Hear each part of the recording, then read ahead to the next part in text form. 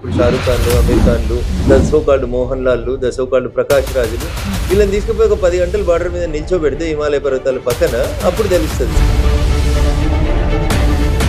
వ్యక్తిగత విలువలు లేవు, దేశం పట్ల భక్తి లేదు, సంస్కారం లేదు.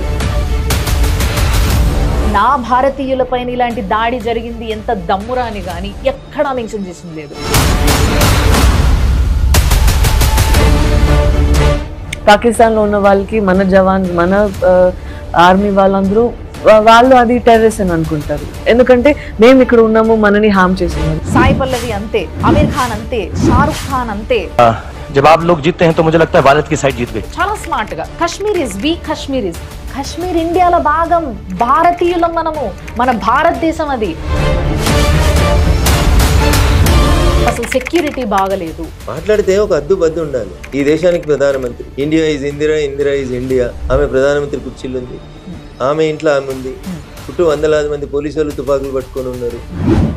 ఆమె నివాసం లోపల, ఆమె కాంపౌండ్ లోపల కాల్చి చంపారు. ఎవరు ఫెయిల్యూర్ తల్లి ఇది?